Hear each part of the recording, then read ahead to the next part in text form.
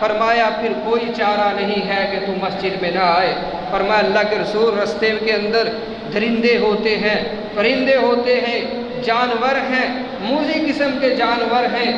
جو نقصان پہنچاتے ہیں، نقصان پہنچا سکتے ہیں، مجھے لانے والا کوئی نہیں ہے، پھر بھی آؤں مسجد میں؟ فرمایا پھر بھی تمہیں مسجد میں آنا پڑے گا۔ عزیز دوستو سوچئے تو صحیح نا، آج ہم لوگ معمولی بات کے اوپر مسجد کو چھوڑ جاتے ہیں، مسجد کی اہمیت کو تو جانیے کتنی ہے۔ فرمایا عبداللہ آنا پڑے گا مسجد میں، نبی نہ ہے تو کوئی سہارا کر، نہیں ہے تو پھر جس طرح آ سکتا ہے آ، یہ کوئی عذر نہیں ہے کہ تو اذان کو بھی سنتا ہو، ندا کو سنتا ہو، مؤذن کی پکار کو سنتا ہو، اللہ اکبر کی صدا کو سنتا ہو، اور پھر تو لبیک نہ کہے، مسجد میں نہ آئے، تو یہ تیرا نہ آنا اللہ کو پسند نہیں ہے، گھر میں تو نماز نہیں پڑھ سکتا۔ مسجد کی اہمیت ہے عزیز دوستو۔ آپ صلی اللہ علیہ وسلم نے پھر اس وقت فرمایا تھا کہ لا اجد لک رخصتا وفی روایت فعجب، کہ تیرے لیے کوئی رخصت نہیں ہے۔ اللہ اکبر۔ حضرت عبداللہ ابن مسعود رضی اللہ تعالیٰ عنہ فرماتے ہیں کہ مساجد میں نماز با جماعت ادا کرنے کی اہمیت کیا ہے، اس کو واضح کرتے ہوئے فرمایا جس شخص کو یہ بات اچھی لگتی ہے کہ وہ کل قیامت کے دن اللہ سے مسلمان ہونے کی حالت میں ملے، تو وہ ان 5 نمازوں کو ہمیشہ وہاں ادا کرے جہاں سے ان کے لیے اس کو بلایا جاتا ہے۔ جو مسلمان ہونے کی حالت میں اللہ سے ملنا چاہتا ہے اس کو کیا کرنا ہے؟ وہ نمازیں 5 وہاں جا کر کے ادا کرے جہاں سے اللہ اکبر کی صدا آتی ہے۔ یہ نہیں ہے کہ گھر میں ہے تو گھر میں پڑھ لی، مسجد کے پڑوس میں کہیں بیٹھا ہے وہیں پڑھ لی۔ آج یہ چلتا ہے، سرعام چلتا ہے، مسلمان ایسے کرتے ہیں۔ بہرحال مساجد میں آنا ہی ہوگا۔ فرمایا اللہ نے تمہارے نبی کے لیے ہدایت کے طریقے مشروع کیے ہیں، اور یہ نمازیں بھی انہی میں سے ہیں، اور اگر تم اپنے گھروں میں نمازیں پڑھنا شروع کر دو، جیسا کہ یہ پیچھے رہنے والا ایک آدمی اپنے گھر میں ہی نماز پڑھ لیتا ہے، تو تم اپنے نبی صلی اللہ علیہ وسلم کی سنت کو چھوڑنے والے ہو، اور اگر تم نے اپنے نبی کی سنت کو چھوڑ دیا تو تم یقیناً گمراہ ہو جاؤ گے۔ اور کوئی بھی شخص جو اچھی طرح سے وضو کرنے کے بعد ان مساجد میں سے کسی مسجد کی طرف متوجہ ہوتا ہے تو اس کے ہر قدم پر اللہ اس کے لیے ایک نیکی لکھ دیتا ہے، اس کے بدلے میں ایک درجہ جنت میں بلند کر دیتا ہے، اور اس کی ایک برائی کو مٹا دیتا ہے۔ اور ہم نبی کریم صلی اللہ علیہ وسلم کے مبارک زمانہ میں دیکھتے تھے کہ با جماعت نماز صرف وہ نہیں پڑھتا تھا جو منافق ہوا کرتا تھا، جس کے اوپر نفاق کا دبا لگا ہوا ہوتا تھا، باقی ہر شخص آتا تھا مسجد میں، حتیٰ کہ ایک شخص ایسا بھی تھا جو رینگ کر 2 بندوں کے کندھوں کے اوپر سوار ہو کر کے آیا کرتا تھا اور مسجد میں آ کر نماز ادا کرتا تھا۔ چلا نہیں جاتا، معذور ہے، لیکن پھر بھی مسجد کی اہمیت بتانا مقصود ہے کہ یہ جو تمہاری مساجد ہیں یہ اسلام کے قلعے ہیں، یہ کائنات کی اس دھرتی کے سینہ کے اوپر اللہ کی سب سے پسندیدہ ترین جگہ ہیں، وہ مساجد ہیں۔ اس لیے مساجد کی اہمیت کو اجاگر کرتے ہوئے فرمایا جیسے تیسے بھی آنا پڑے تو مسجد کے اندر ہی آ کر کے نماز کو ادا کرتا ہے۔ رسول اللہ صلی اللہ علیہ وسلم نے کچھ لوگوں کو بعض نمازوں میں نہ پایا تو آپ نے فرمایا لقد حممت ان آمر رجلا يصلي بالناس ثم اخالف الى رجال يتخلفون عنها، میں نے ارادہ کر لیا ہے کہ اپنے اس مصلی کے اوپر کسی اور شخص کو کھڑا کر دوں جو آپ کو جماعت کی نماز پڑھائے، اور میں چلا جاؤں ان لوگوں کے گھروں کے اندر کہ جن کے ہاں لوگ تو آباد ہیں، جو گھر تو رہنے کے قابل ہیں، لوگ رہتے ہیں، عوام ان کے گھروں میں رہتی ہے لیکن مسجد کی طرف نہیں آتی۔ میں چاہتا ہوں کہ نہ آنے والوں کے گھروں کو جلا کر راکھ کا ڈھیر بنا دوں۔ عزیز دوستو بھائیو، یہ وعیدیں ہیں رسول اللہ صلی اللہ علیہ وسلم کی طرف سے، صحیح بخاری صحیح مسلم کی احادیث، کہ میں ان کے گھروں کو جلا دوں۔ اللہ اکبر۔ اور آج ہمارے گھروں میں ویسے آگ لگ چکی ہے۔ آپ نے اس وقت فرمایا تھا میں اس لیے نہیں جلاتا، میں دیر نہ کروں، جلا کر کے راکھ بنا دوں، لیکن وجہ یہ ہے کہ ان گھروں کے اندر بچے بھی ہوں گے، عورتیں بھی ہوں گی اور اس کے ساتھ بوڑھے افراد ضعیف بھی ہوں گے، جس وجہ سے میں ان کا خیال کر رہا ہوں، وگرنہ یہ بات معاف کرنے والی نہیں ہے۔ آپ اندازہ لگائیے عزیز دوستو بھائیو، یہ رحمت للعالمین نبی ہیں صلی اللہ علیہ وسلم، دشمنوں کے ساتھ بھی پیار کرنے والے، محبت کرنے والے، احسان کرنے والے، اور اپنوں کی باری آئی تو جلانے کا حکم دے دیا کہ میں جلا کر راکھ کا ڈھیر بنا دوں۔ آپ اندازہ لگا سکتے ہیں کہ یہ کس قدر بات جو ہے سخت ہے، غیر معمولی ہے۔ اگر یہ بات معمولی ہوتی کوئی بات نہیں بھی، جہاں کوئی بیٹھا ہے وہیں پڑھ لو۔ ویسے تو آپ نے فرمایا ہے اللہ نے مجھے چند فضیلتیں عطا کی جو باقی نبیوں کو نہیں دی، ان میں ایک یہ بھی فضیلت ہے کہ میرے لیے ساری زمین کو مسجد بنا دیا گیا ہے۔ میرا امتی جہاں کہیں بھی ہوگا وہ وہی نماز کا وقت ہو جائے، اذان پڑھے اور تکبیر پڑھے اور نماز کو ادا کر دے۔ لیکن اگر آبادیوں میں ہے تو پھر مساجد میں آنا پڑے گا۔ حضرت ابو ہریرہ رضی اللہ تعالیٰ عنہ فرماتے ہیں کہ ایک آدمی کی جماعت کے ثواب، نماز کا ثواب اس نماز سے 20 گنا سے زیادہ بڑھ جاتا ہے جسے وہ گھر میں یا بازار میں اکیلے پڑھے۔ اور یہ اس طرح ہے کہ جب کوئی شخص اچھی طرح سے وضو کرے، پھر مسجد میں صرف نماز پڑھنے کی نیت سے آئے اور نماز کے علاوہ اس کا کوئی اور مقصد نہ ہو، تو اس کے ایک ایک قدم پر اس کا ایک ایک درجہ بلند اور ایک ایک گناہ مٹا دیا جاتا ہے، یہاں تک کہ وہ مسجد میں داخل ہو جائے۔ عزیز دوستو، پھر جب وہ مسجد میں پہنچ جاتا ہے، جب تک وہ نماز کے انتظار میں رہتا ہے، پیارے آقا علیہ السلام نے فرمایا وہ اس وقت تک حالت نماز میں رہتا ہے۔ ابھی وقت نماز نہیں ہوا، ہم میں سے کوئی بھائی آ کر کے بیٹھ جاتا ہے، انتظار کرتا ہے،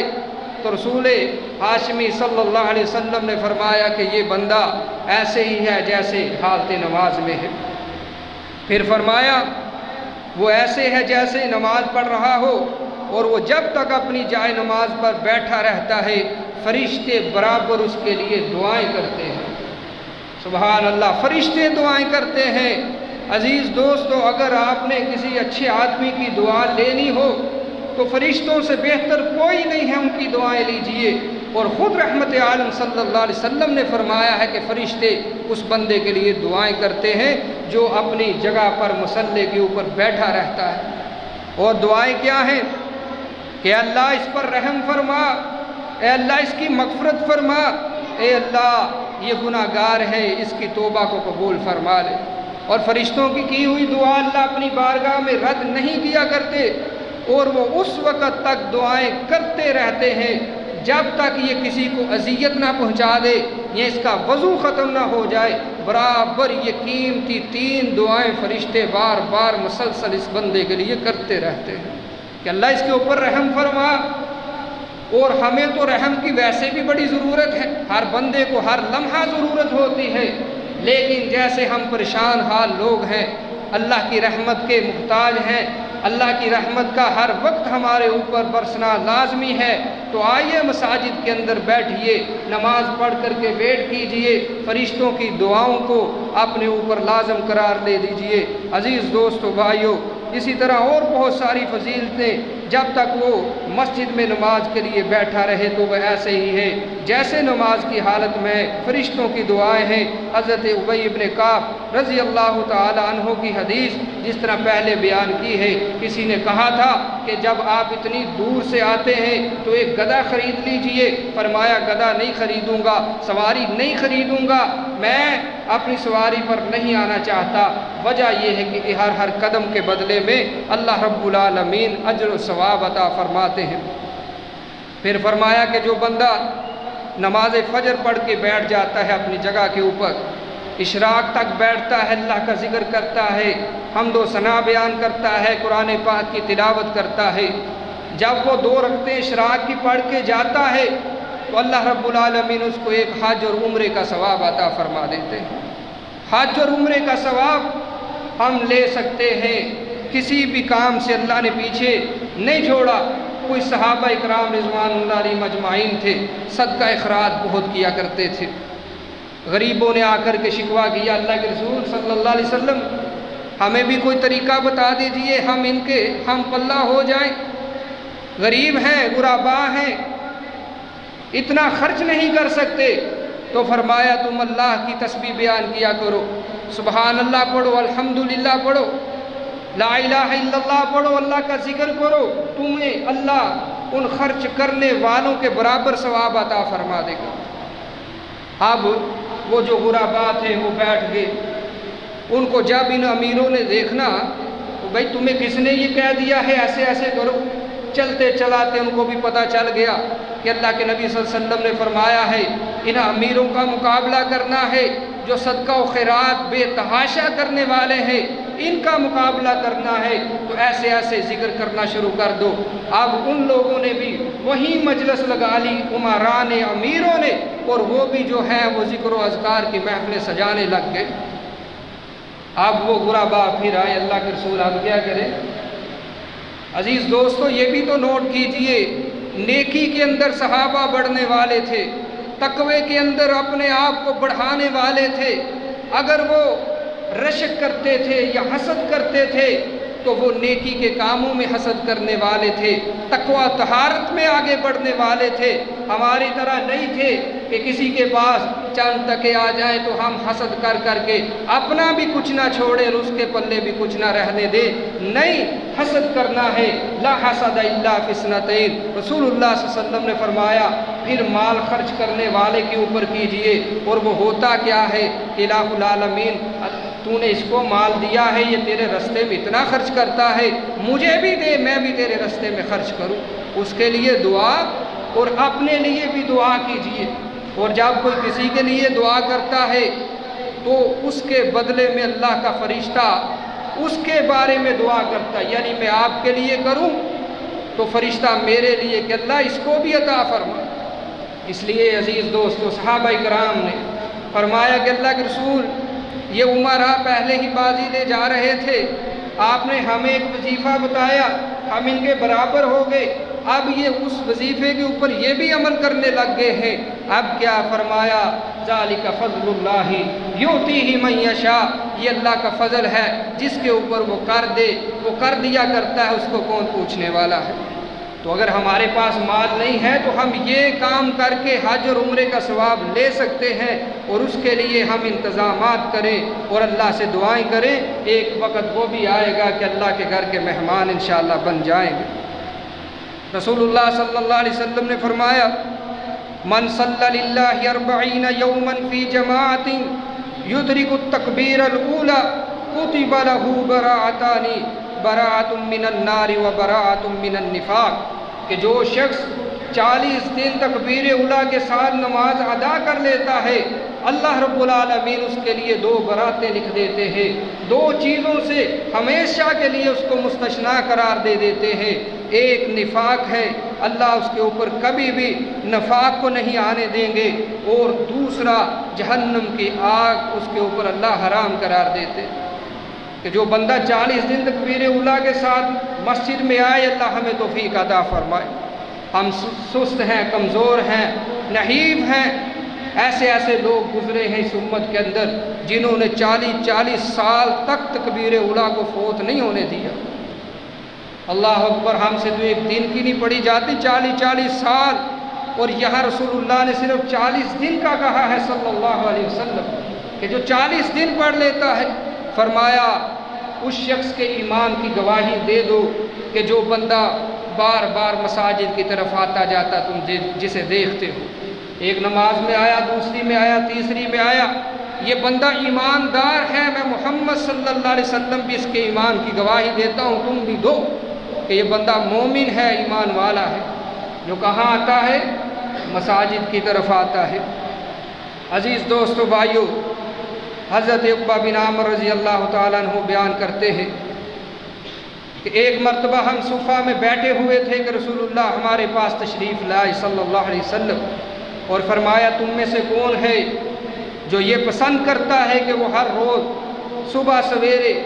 وادی بطحا میں جائے یا وادی عقیق میں جائے، پھر وہاں سے 2 موٹی تازی اونٹنیاں لے کر کے آئے،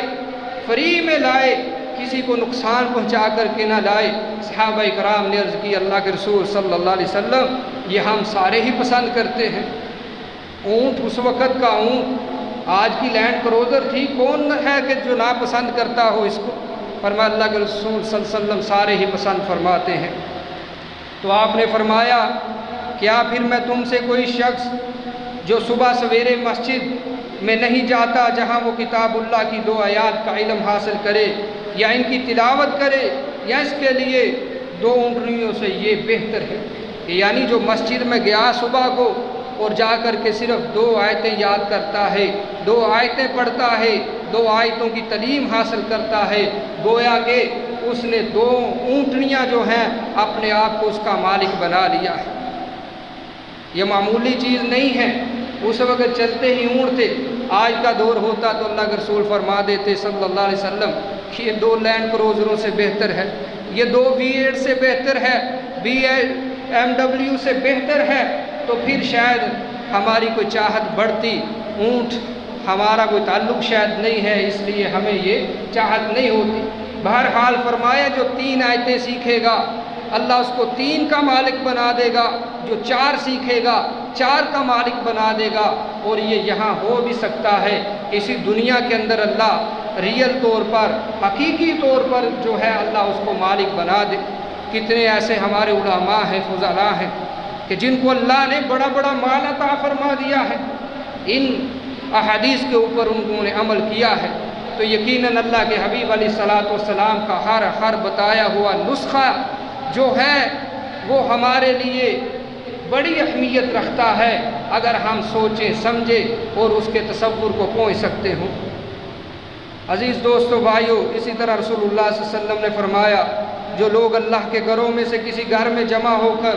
کتاب اللہ کی تلاوت کرتے ہیں اور آپس میں ایک دوسرے کو اس کی تعلیم دیتے ہیں تو ان پر سکون قلب نازل ہوتا ہے، رحمت باری تعالیٰ انہیں اپنی آغوش میں لے لیتی ہے۔ وحفتہم الملائکہ وغشیتہم الرحمہ، فرشتے اپنے پروں کے اندر ایسے لوگوں کو ڈھانپ لیتے ہیں، حصار بنا لیتے ہیں۔ وَذَكَرَهُمُ اللَّهُ فِي مَنْ عِنْدَهُ، اور اللہ تعالیٰ فرشتوں کے سامنے پھر ان کا تذکرہ کرتے ہیں۔ اللہ خود ایسے لوگوں کا تذکرہ کرتے ہیں اور فخر محسوس کرتے ہیں، او میرے فرشتوں کی جماعت دیکھو تم کیا کہتے تھے، اور یہ میرے بندے مجھے خوش کرنے کے لیے دن رات جو ہے وہ میرا ذکر کرتے ہیں، میرے ذکر کی محافل کو سجاتے ہیں اور میری مساجد کو آباد کرنے والے ہیں۔ تو عزیز دوستو بھائیو، آخری حدیث اور بات کو ختم کرتا ہوں۔ حضرت ابو سعید خدری رضی اللہ تعالیٰ عنہ فرماتے ہیں کہ ایک مرتبہ